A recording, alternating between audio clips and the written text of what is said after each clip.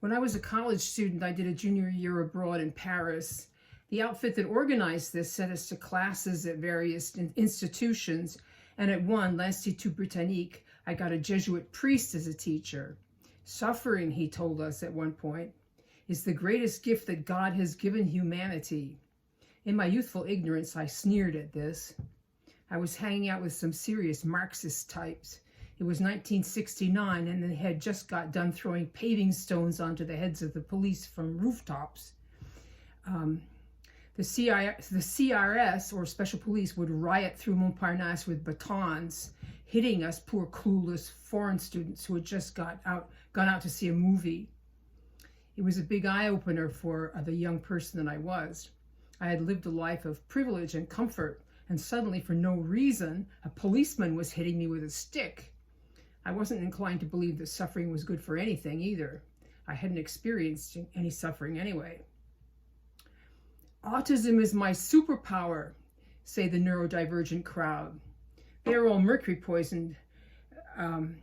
They're all mercury people, but very young and inexperienced. Us old-timers find them irritating.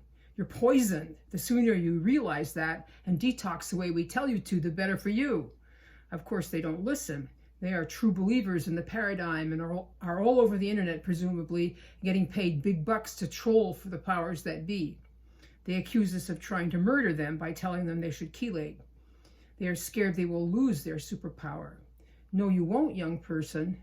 You will lose a lot of crappy symptoms, but you won't lose the good side of the unusual way your brain works. You won't lose the insight suffering and being an outsider have secured for you either. Toxic people suffer a lot, but my Jesuit was right, it turns out. Being sick like that gives you insight. Going to 25 different doctors to finally get told that you are crazy is enlightening. Even when we get detox, the insights remain. How is the world set up? What's really going on? Who's telling the truth and who isn't? People lie, and they do it a lot.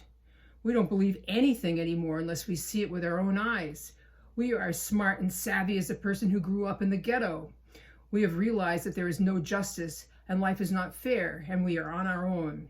If you think you're going to wind up the way you were before you started this chelation detox journey, no, you are not. Once you have eyes to see, you could never go back. You may wind up with karmic merit points. You may become less judgmental, which is supposed to be a good thing. You may acquire some empathy for those deadbeats that look like they should go out and get a job and pull themselves up by their bootstraps. The upside of this is you understand a whole lot more than the average person. The downside of this is you find yourself a bit alienated from society. In a meditation retreat I did, my teacher noticed I have a sense of humor. That is a very useful thing in spiritual practice, he told me.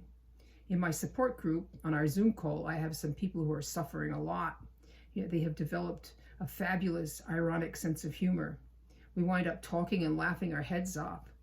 What else can you do? Life is terrible a whole lot of the time, and all you can do is laugh.